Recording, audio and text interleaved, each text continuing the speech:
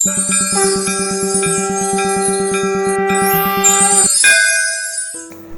ओम नमो शिवाय। दोस्तों, मैं ये कामना करता हूँ आप और आपका परिवार सब कुशल मंगल होंगे। दोस्तों, आपका हमारे YouTube चैनल ज्योतिष ज्ञान पर बहुत बहुत स्वागत है। बंधुओं, योगिनी एकादशी व्रत कथा पुराणों के उत्तराखंड से प्राप्त होती है। आषाढ़ मास की कृष्ण एकादशी को योगिनी अथवा यशनी एकादशी कहते हैं। इस व्रत कथा के वक्ता श्री कृष्ण एवं मार्कंडेय हैं। श्रोता युधिष्ठिर एवं हेमा माली है। जब युधिष्ठिर आषाढ़ कृष्ण एकादशी का नाम एवं महत्व के बारे में पूछते हैं, तब वासुदेव जी इस कथा को कहते हैं। मेघदूत महाकवि कालिदास जी ने किसी शापित यश के विषय में उल्लेख किया है। मेघदूत में वह यश मेघ को ही दूत स्वीकार कर उसके माध्यम से अपनी पत्नी के लिए संदेश भेजता है। यह कथान वहाँ से प्राप्त होता है। कालिदास जी की वह मेघदूत की कथा इस कथा से प्रभावित है, ऐसा माना जाता है। हिंदू धर्म में एकादशी का व्रत महत्वपूर्ण स्थान रखता है। प्रत्येक वर्ष में 24 एकादशियाँ होती हैं। उनमें से आषाढ़ मास की कृष्ण पक्ष की एकादशी को योगिनी एकादशी कहते हैं। आषाढ़ कृष्ण एकादशी का नाम योगिनी है।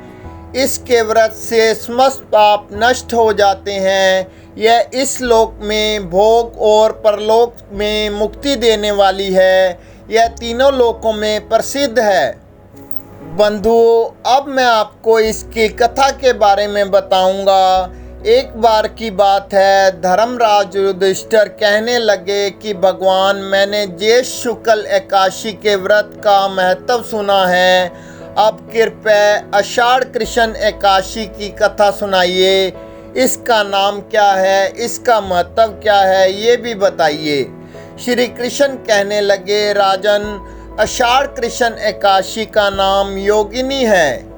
इस व्रत से समस्त पाप नष्ट हो जाते हैं। यह इस लोक में भोग और परलोक में मुक्ति देने वाली है। यह तीनों लोकों में प्रसिद्ध है। मैं तुमसे पुराणों में वर्णन की हुई कथा कहता हूँ, ध्यानपूर्वक सुनना। स्वर्गधाम की अलकापुरी नामक नगरी में कुबेर नाम का एक राजा रहता था। वह शिव भक्त था और प्रतिदिन शिव की पूजा किया करता था। हेम नाम का एक माली पूजन के लिए उसके यहाँ फूल लाया करता था। हेम की विशालाक्षी नाम की सुंदर स्त्री थी। एक दिन वह मानसरोवर से पुष्प तो ले आया, लेकिन कामासक्त होने के कारण वह अपनी स्त्री से हास्य विनोद तथा रमन करने लगा। इधर राजा उसकी दोपहर तक राह देखता रहा। अंत में राजा कुबेर ने सेवकों को आज्ञा दी कि तुम लोग जाकर माली के न आने का कारण पता करो, क्योंकि वह अभी तक पुष्प लेकर नहीं आया। सेवकों ने कहा कि महाराज, वह पापी अति कामी है।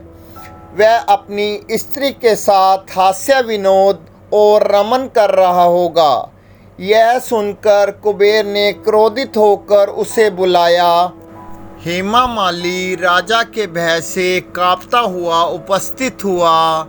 राजा कुबेर ने क्रोध में आकर कहा, अरे पापी नीच कामी, तूने मेरे परम पूजनीय ईश्वर के ईश्वर श्री शिवजी महाराज का अनादर किया है। इसीलिए मैं तुझे श्राप देता हूँ कि तू स्त्री का वियोग सहेगा और मृत्यु लोक में जाकर कोढ़ी होगा। कुबेर के श्राप से हेमा माली का स्वर्ग से पतन हो गया और वह उसी क्षण पृथ्वी पर गिर गया। भूतल पर आते ही उसके शरीर पर श्वेत कोढ़ हो गया और उसकी स्त्री भी उसी समय अंतर्ध्यान हो गई। मृत्यु लोक में आकर माली ने महान दुख भोगे। भयानक जंगल में बिना अन्न बिना जल भटकता रहा। रात्रि को निद्रा भी नहीं आती थी। परंतु शिवजी की पूजा के प्रभाव से उसको पिछले जन्म की स्मृति का ज्ञान आवश्यक रहा।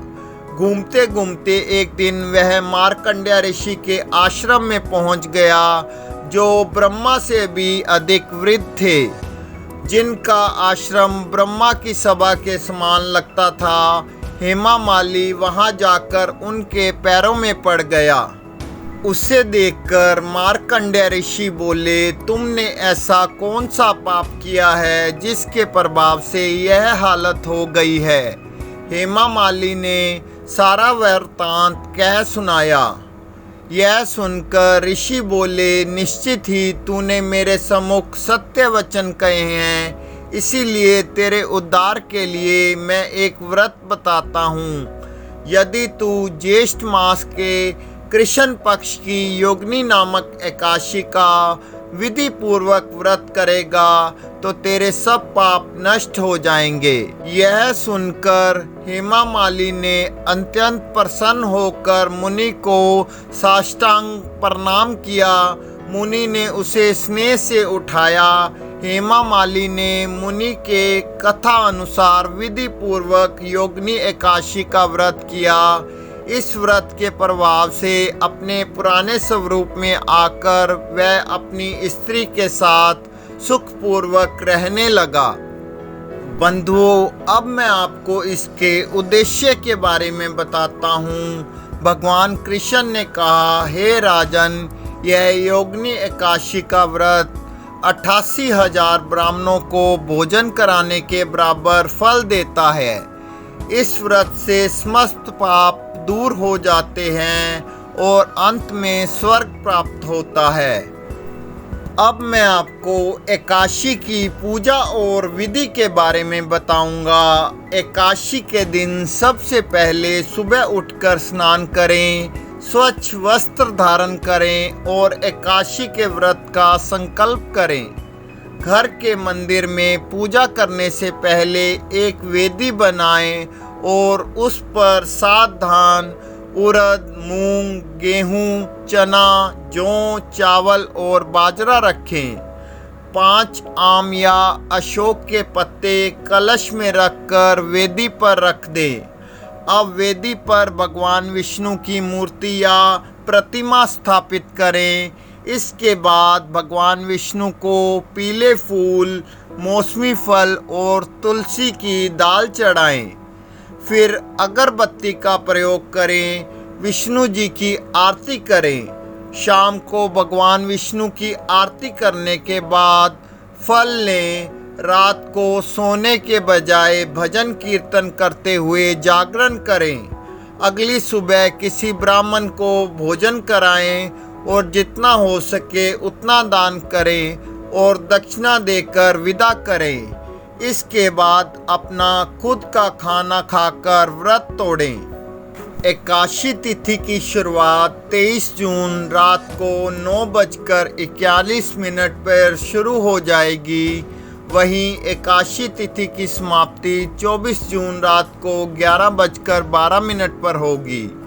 योगिनी एकादशी का व्रत का पारण आप 25 जून को सुबह 5:41 के बाद और 8:12 के बीच कर सकते हैं। दोस्तों, हम अपने चैनल पर इस प्रकार की ज्योतिष से जुड़ी वीडियो बनाते रहते हैं। अगर आपको हमारा ये वीडियो पसंद आए तो चैनल को सब्सक्राइब करें, बेल आइकन को प्रेस करें ताकि वीडियो की नोटिफिकेशन सबसे पहले आप तक पहुंच सके। अगर आपका कोई सवाल है तो हमें कमेंट बॉक्स में पूछ सकते हैं या व्हाट्सएप नंबर पर कांटेक्ट कर सकते हैं। आप अपना प्यार यूं ही बनाए रखें। आप सबका बहुत बहुत धन्यवाद।